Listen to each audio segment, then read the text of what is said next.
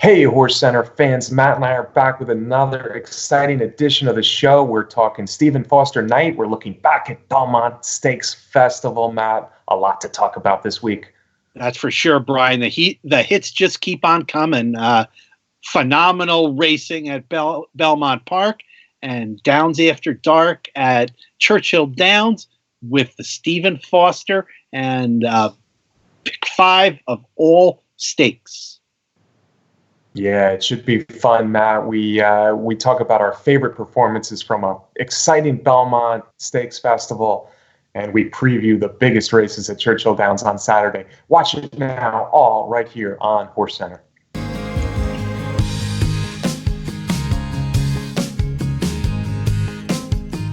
Welcome to another edition of HorseCenter, everyone. I am Brian Zipsy, and as always, I have the outstanding pleasure of being joined by my co-host to the East Coast.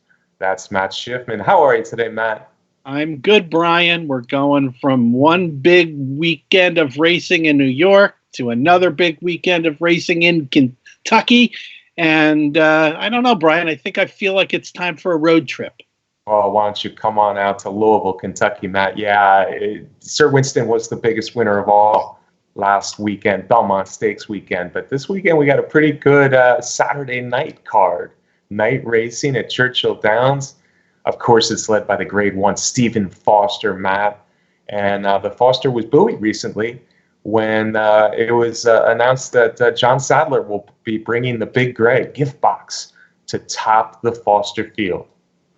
Yeah, Brian, I was a little surprised to see that coming back on relatively short rest from having raced in the Gold Cup on May 27th. So coming back in about 3 weeks. So very interesting move from Sadler. Yeah, and Sadler, of course, came to Churchill Downs last year with great success. I'm talking about the Breeders' Cup Classic with Accelerate.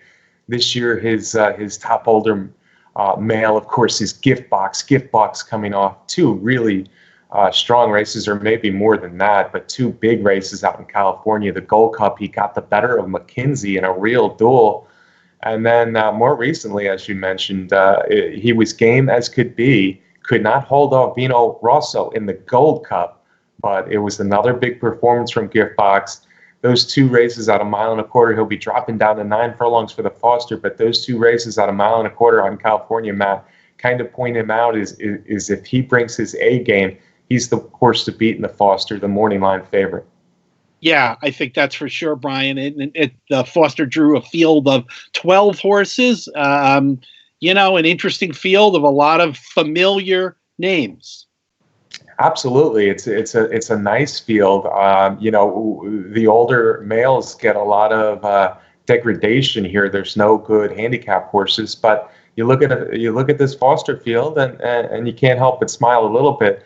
Not only is Giftbox the favorite coming from California, it's one of the top older horses in the country, but then you got 7, 8, 9 other interesting horses, Matt. Second on the morning line, I believe, is Yoshida, breaking from the far outside post.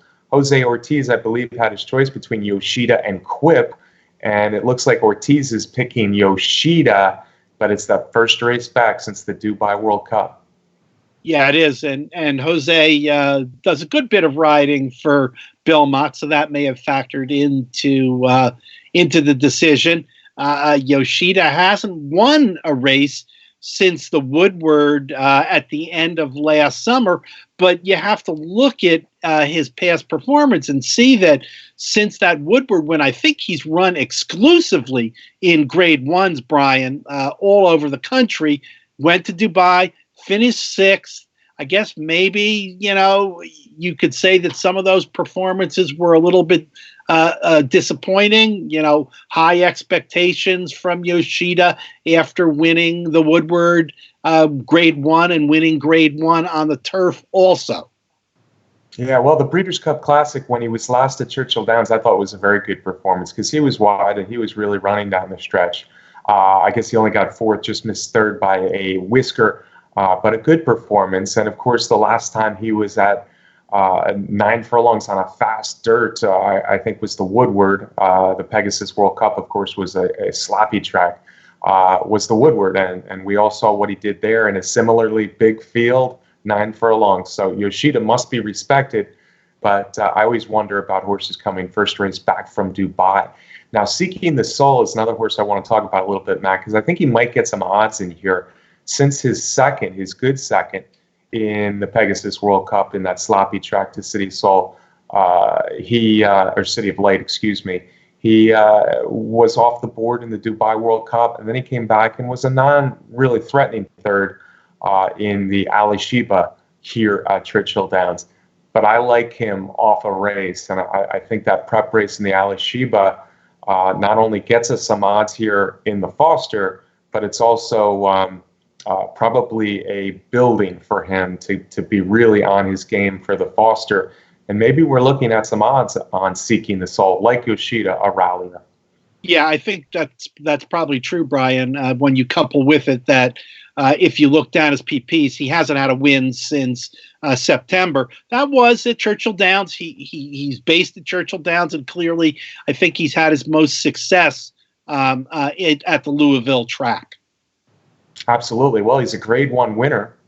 He's a Grade 1 winner at Churchill Downs, Matt, going back to the Clark Handicap about a year and a half ago.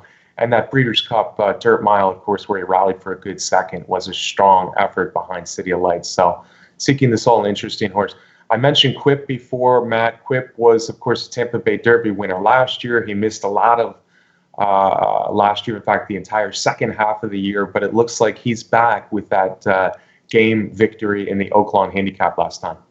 Yeah, I think that was an encouraging move, an encouraging victory to get against stepping up and facing older horses there. So Quip, for lots of reasons, is a horse that could improve and step up from that. Absolutely. And another horse from the 3-year-old season last year who I think has a lot of talent, the son of Curlin, is Tenfold. Tenfold may be a little bit of an in and outer here, but it seems like he's been building as well. And he also had a hard-fought victory last time, that coming in the Pimlico Special, a little bit longer distance. But Tenfold's another horse, the Jim Dandy winner, another horse to watch out for here in the Foster. Agreed. And to anybody out there, ignore a Steve Asmussen horse at your own peril right now. The way he's been going all over the country in big races, he's been winning everything. Absolutely.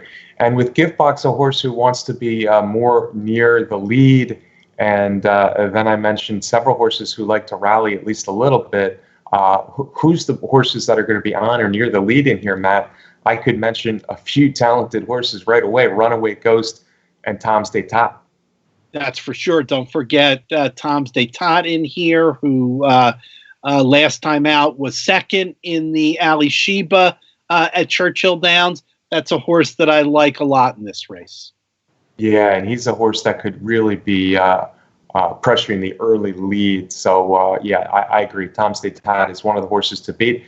And I'll tell you what, Runaway Ghost did not run a lick. He got some trouble when he came to Keeneland, and tough sprinters there. But 9 furlongs, I think he's an interesting horse. He's a New Mexico superstar, of course.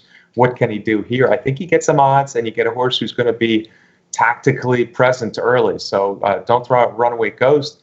And then you got the lightly bred Al-Khatam, who seems to be getting really good for trainer Danny Pites. Big step up in class, but a horse who is clearly pretty talented.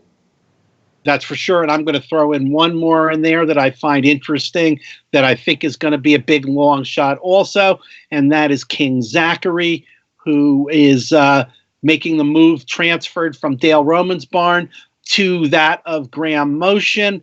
Had a solid third place in his debut last time for Motion. And this is a horse that back last June was the winner of the Matt Win at Churchill Downs. So big price, I think, on King Zachary. Yeah, I was going to mention King Zachary as another horse who can rally in here, Matt. And I think you're right. I think we get big odds on King Zachary.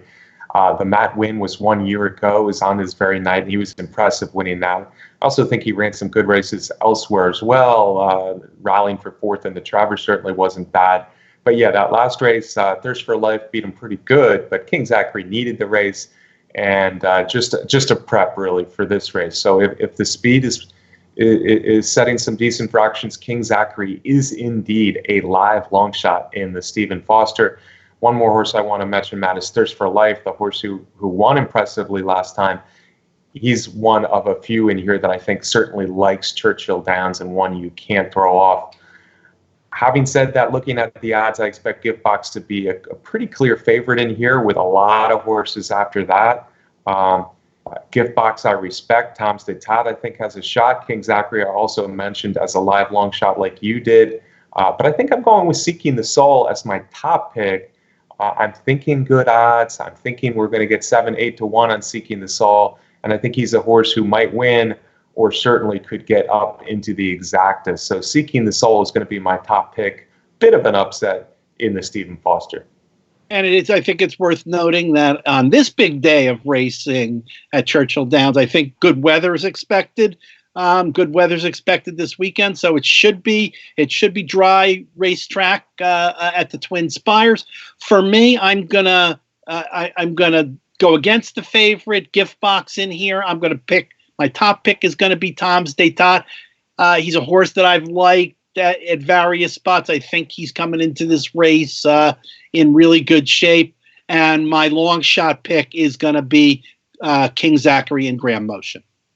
Okay, well, yeah, we mentioned about 10 horses that Matt and I see as possible factors in here. So it should be a good betting race. It's a pretty wide open race. Giftbox, the one to beat. Matt and I are both trying to beat him with Tom's d'Etat, Seeking the Soul, two horses who should be over 5 to 1, maybe closer to 10 to 1. So let's see if we can get some odds in the Foster, Matt. Supporting card is excellent. Among it, probably the biggest race is the Fleur de Lis, Matt. It's a pretty short field with only 6 fillies and mares running in the Fleur de Lis this year. But I think in the top 3, you have 3 horses who probably are top 10 older fillies and mares in the country.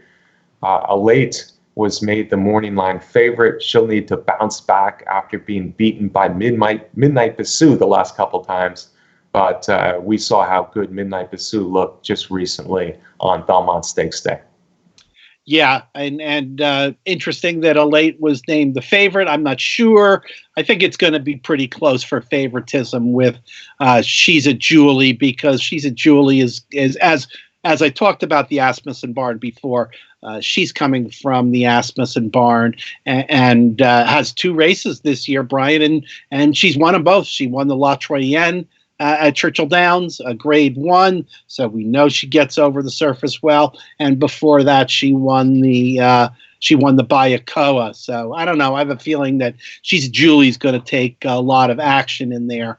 And Elate, you have to certainly, when you're evaluating Elate, I think there are a lot of people who are going to maybe be down on her a little bit, but like you mentioned, Brian, the last 2 races she was running behind Midnight Bisou, and we know how good that horse has gotten. And before that, it was Abel Tasman.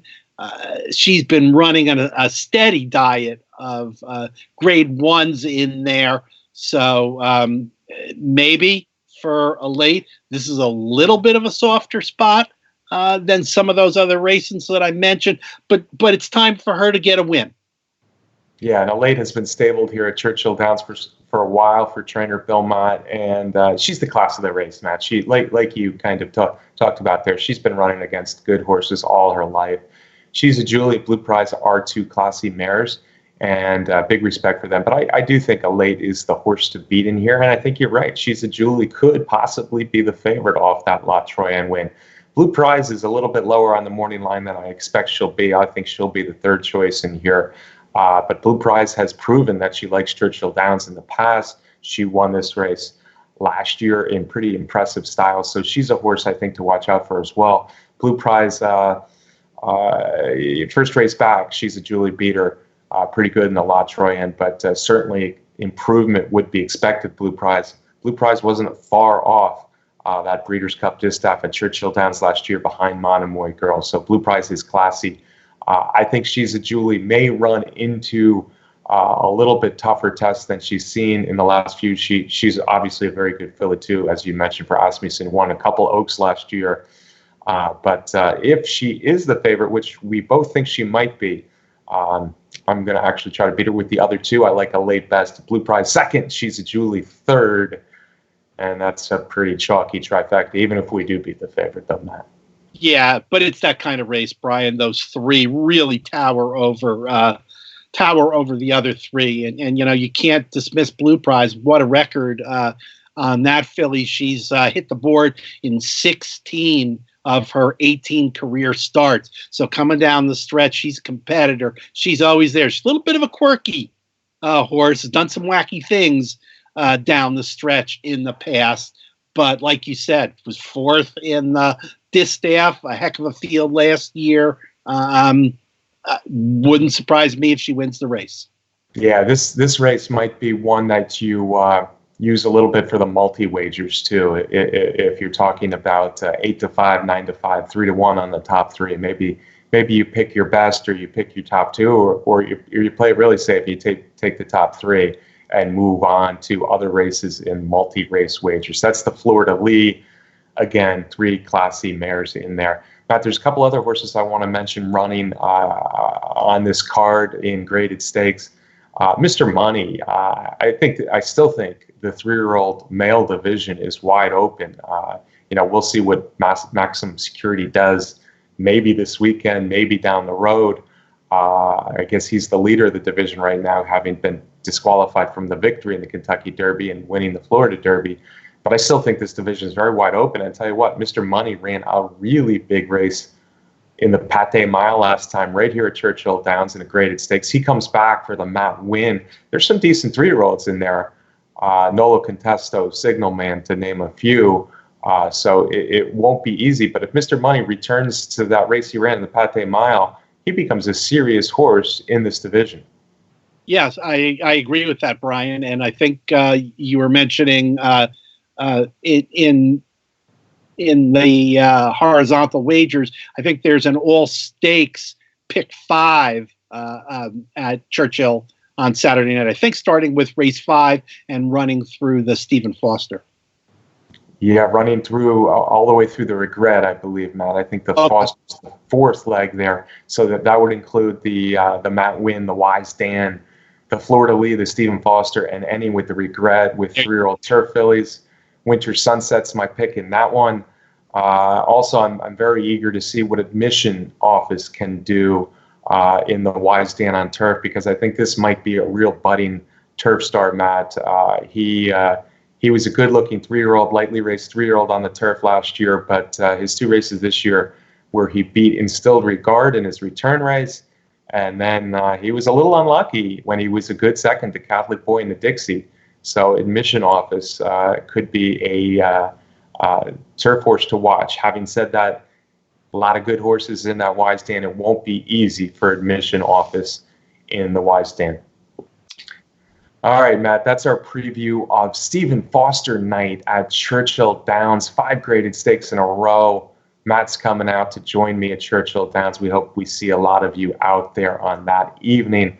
Matt, we got to talk about what happened last week. We're talking about what's coming. What about what already happened? Sir Winston got the trip, wins the Belmont Stakes. I didn't put him on. I only put one horse on top. I singled Tacitus in my pick 6s and pick 4s. I was alive to Tacitus. Sir Winston won the race. Mark Casse takes 2 out of 3 in the Triple Crown. Yeah, that's an interesting wrinkle to it, because I think the only person that I heard particularly mentioned that people were talking about Belmont maybe winning 2 out of the 3 with different horses, but it turns out that it was Mark Casse. Things are going really well overall for the Casse barn in there. But for sure in the Belmont, Joel Rosario gave Sir Winston an absolutely perfect ride, meaning that horse got an absolutely perfect trip. So hats off to Rosario in there. Tacitus, things did not go as well in terms of his trip. He was outside. He ran, I think the figure was he ran like 65 more feet in the race than Sir Winston did. That's a lot. That's 7-8 lengths or something. So Big difference in the trip there.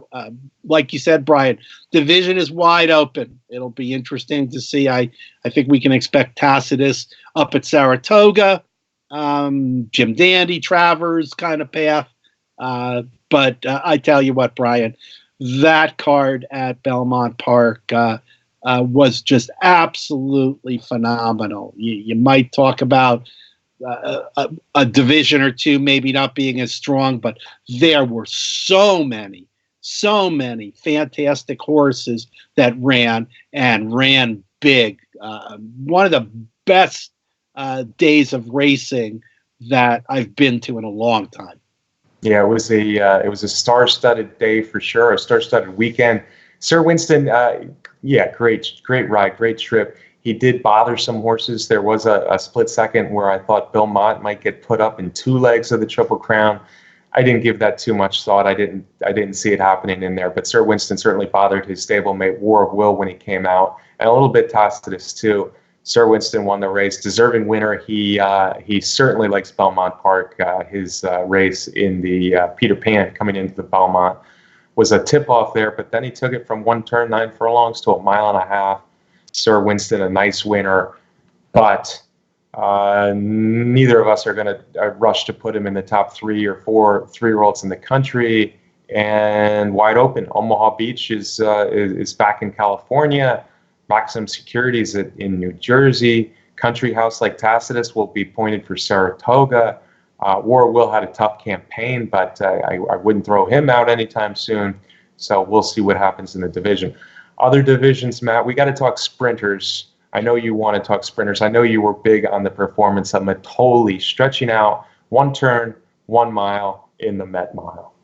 Yeah, that's for sure. Hey, we got to remember, Brian, that the Met Mile was the race that everybody was talking about. It was billed as the best field, the best race to come along this year, and it was Matoli. And again, you have to give credit to Steve Asmussen because in the course of 2 races, he stretched this horse out from 6 furlongs to 7 furlongs, and then another jump to a mile in the Met Mile. And Matoli just ran a big race, sat a nice trip, and took control of the race and drew away for the victory. Again, it's fair to say that this was a race of a very good, almost perfect trip to a horse, McKinsey, with a not so much good trip. Yeah, in fact, Matt, I think, this is going to come across as sour grapes, but I really didn't have any rooting interest between the top 2. But I really do think with a good trip, McKinsey probably wins the Met Mile. He was blocked, and he had to change course a couple times in the stretch, and he was really coming at the end. So my intuition, my feeling is if McKinsey had a little bit better trip, he goes by Matoli and he wins the Met Mile. But he didn't, and Matoli deserves the credit. Matoli, like you said, is a really, really talented sprinter. Is he the best sprinter in the country? I think most people are going to say yes right now. I tell you what, there's horses like Catalina Cruiser and World of Trouble and Roy H. When he comes back. It's a loaded division, and I'm not ready to sell the farm to say Matoli is the best sprinter in the country. Big performance in the Met Mile, though. Big performance by Thunder Snow as well, coming from the Dubai World Cup. I mentioned, well, maybe I don't love Yoshida in the Stephen Foster, but Thunder Snow, the winner of the Dubai World Cup, dropping back to a mile off that tough 1.25 miles in Dubai and another part of the world. I thought he ran a good race, was only beaten a length in the Met Mile. Yeah, I agree. I know I said before the race, I really have no idea what to expect from Thunder Snow, except for the fact that I know he's an extremely quality horse, and to come from Dubai and change things up in terms of distance and the type of race, that was a fantastic performance. I think he is going to go back overseas to train and prepare for things later on. Yeah, Thunder Snow is certainly a horse to watch out for in any of the big handicap races in America. He's proven he can do it at different distances. And since that crazy Kentucky Derby of a few years ago, he's proven how good he can be in big American races. Don't forget his third in the Breeders' Cup Classic last year was excellent as well. Speaking of excellent, Matt, I think there's one horse who lays over his division more so than any other division. I think the division is getting downplayed, but I think there's a lot of good turf horses out there, and by a long shot, Bricks and Mortar is the best of them. Yeah, that's for sure. It was another one of those races which is becoming characteristic for Bricks and Mortar, is that, as you watched him during the Manhattan, Brian, there was no doubt he was a winner every step of the way, and you could just see him sitting there, and as soon as he got asked to go, he got his legs under him. He just what a turn of foot, and went right by and won the race. He's not going to be one of those horses that's ever going to wow us with a 3, 4, 5 length victory. He's going to win by a half a length, but boy, he does it with complete confidence. Yeah, this one was a few lengths, as it was down in Florida for the Pegasus World Cup Turf. And that's something to be said for Bricks and Mortar, what he's accomplished this year, Matt. 4 races, 3 grade 1s, 1 grade 2, 4 different turf courses, different turf conditions, 3 different distances. And I agree with you. This race was never in question. Bricks and Mortar was just waiting to pounce, and when he did, the race was over. Robert Bruce, who was a major winner last year, including the Arlington Million, had some traffic trouble, but no, sir. Bricks and Mortar too good in the Manhattan. Looks like he'll be pointing for the Arlington Million in a couple months as well. Speaking of big performances this year, Matoli 4 for 4, Bricks and Mortar 4 for 4, Midnight Bassoux, Matt, is 4 for 4. Monomoy Girl is absent so far in the division. Midnight Bassoux 4 for 4. I tell you, Brian, I was just wowed by Midnight Bassoux in there. She was facing a good field. She was facing a speedy field. Around one turn. Again, I wasn't sure what to expect, but same kind of thing like we said for some others. When she was asked to run, she just exploded down the stretch. 2 races at Belmont Park, the Coaching Club American Oaks last year, and now the Grade 1 Ogden Phipps this year. She's been explosive. That's the right word, Matt. She won her first 3 races. Some were pretty tough in those first 3 races out in Texas and Arkansas, but this was not tough. This was easy. We wait. Monomoy Girl was a better horse last year. Midnight Bassoux was a really good 2-year-old, a really good 3-year-old, but Monomoy Girl was a better horse last year. But Midnight Bassoux has put together a really big first half of the year, and Monomoy Girl will have plenty of work to catch Midnight Bassoux in this race. Of course, the Breeders' Cup distaff could decide that quickly, but for now, it's all about Midnight Bassoux in that division. And I tell you what, Matt, the Kentucky Oaks winner ran her race in the Grade 1 Acorn, and she was no match for Guarana, the lightly raced Chad Brown Ghost Zapper filly. Yeah, here was a horse, and we kind of saw this scenario earlier in the year with the 3-year-old boys with Hidden Scroll when he ran off in his maiden race to win by open lengths. Guarana was one of those that on a sloppy track at Keeneland in her maiden race ran off and won by, I don't know, I think it was like 14 lengths, Brian. So a lot of people had that same kind of question in their mind. Was she just going to be like Hidden Scroll when she got on a fast track and tried to step up to graded stakes company? But no such similar result here. Guarana stepping up to a Grade 1 from a maiden special weight was just super impressive for Chad Brown. Yeah, as good as we said, Matoli, McKinsey, and Thunder Snow were in the Met Mile. Guarana making her second lifetime start, Matt. Only a maiden sprint in the slot. She ran less than a second slower than those big boys did in the Met Mile. It was a huge performance. Hats off a little bit to Serengeti Empress, who just was pressured on extremely fast fractions. I think this was a pretty speed favoring track, or a speedy track, and speed was favored maybe a little bit. It didn't play off that every race. Horses could rally if they needed to, but for Serengeti Empress to run 43 with pressure, 43 and change, and to stick around for second place in here says something about her class. But who knows how good Guarana is. The 14-length win at Keeneland, and now a 6-length win in the Acorn in her second career start. You know, it's going to be tough. She's never been 2 turns. It's going to be tough to live up to these first 2 races. But Guarana has certainly put her name into the mix as the best 3-year-old filly in the country. You ask most people who the best 3-year-old filly in the country is right now, Matt, and they're not saying Serengeti Empress anymore. They're not saying anybody else. They're saying Guarana. So we'll see. But what a start to her career. Catalina Cruiser, Matt. Do not sleep on Catalina Cruiser. This is a talented horse, returning after a long layoff against good sprinters at going 6 furlongs. He turned it on late to win the True North.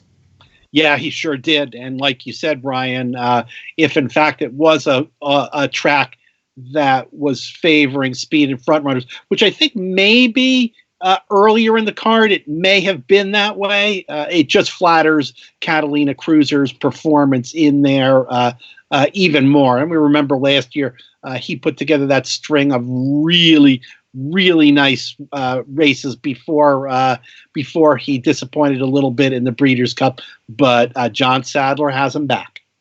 Yeah, Catalina Cruiser is back. That was more impressive to me than it looked visually, just because of what he did. 6 furlongs, needing to kick it in late Friday at Belmont on that track, and after the long layoff. So the good thing about Catalina Cruiser, and maybe I even have more confidence moving forward than Matoli, is this horse can win at 2 turns. I think this horse could be a super sprinter, a really good horse at a mile, but Catalina Cruiser is a horse that could win 9-10 furlongs. So it'll be interesting to see where John Sadler takes him. He's got Giftbox. Maybe he has Catalina Cruiser in a 2-pronged Breeders' Cup Classic assault later in the year. Speaking of fast horses, we got to mention World of Trouble, Matt. Just a super fast horse. I don't know if Matoli, Catalina Cruiser, Roy H. can beat him right now at 6 furlongs. And he does it on a fast dirt track. He does it on a sloppy dirt track. And, of course, he does it on turf. Yeah, that's how good all of these sprinters are, that now we've got different types of sprinters that are impressive. You know, the longer distance sprinters like Matoli and Catalina Cruiser. But you're right, Brian. Going 6 furlongs, World of Trouble is just absolutely awesome. And coming down the stretch in the Jaipur, no one was getting by that horse. You saw a couple horses try and make a little run on him, but it seems like he says, I see you coming. I'll just spurt a little bit more and put you away. What a talent.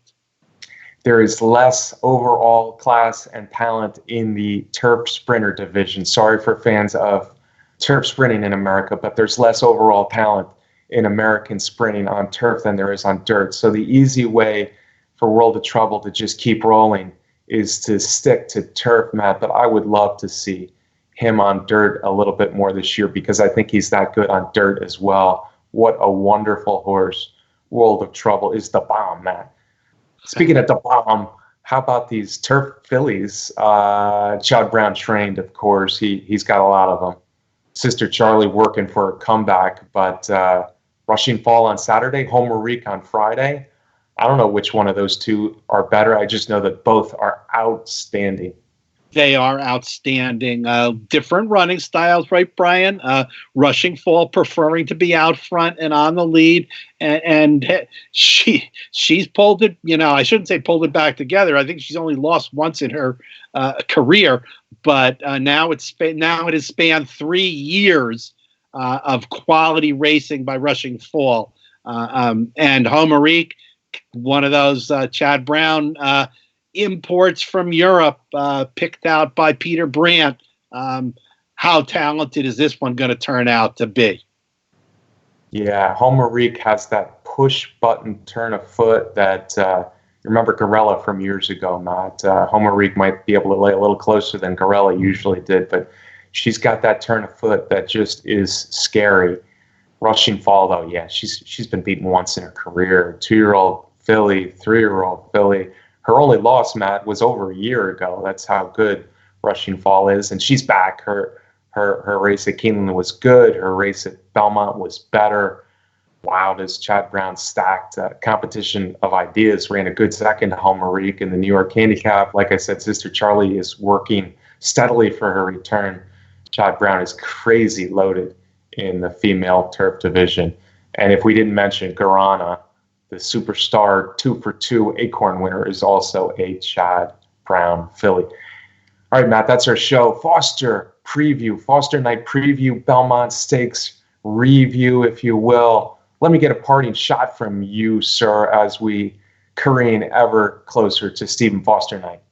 Sure, Brian. I'm looking forward to Stephen Foster Night. I've never been to one of these Downs After Dark affairs, and I've never been to the Foster. But for us, Brian, at Derby Day Racing, race 1, our boy, Pain Is My Gain, is making his debut in the first race, maiden special weight, 5.5 furlongs on the turf.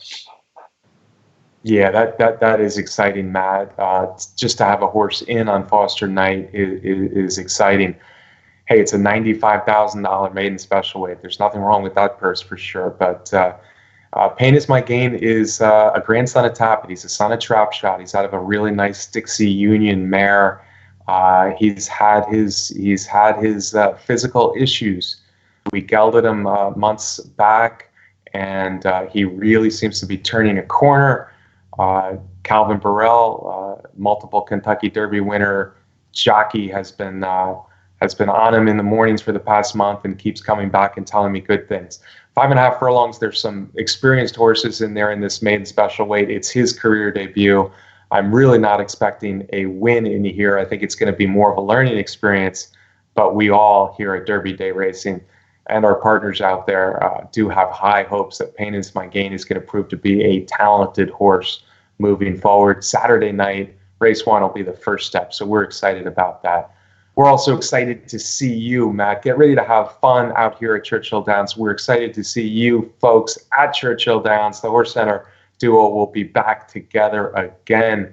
Thanks to our sponsor, the best contest site out there, Derby Wars. Thanks to our great producer, Brett Workman. What else, Matt? What am I forgetting? There's so much to talk about. Yeah, Brian, and like you said, I'm excited to be down there. And fans, if you see Brian and I, please say hello and enjoy the weekend of racing. Yeah, say hello to Matt Shipman. He doesn't get to Kentucky very often. Folks, if you haven't yet subscribed to our YouTube channel here on Horse Racing Nation, do so. But hopefully we'll see a lot of you out on Stephen Foster evening at Churchill Downs on Saturday. See you next week right here on HorseCenter.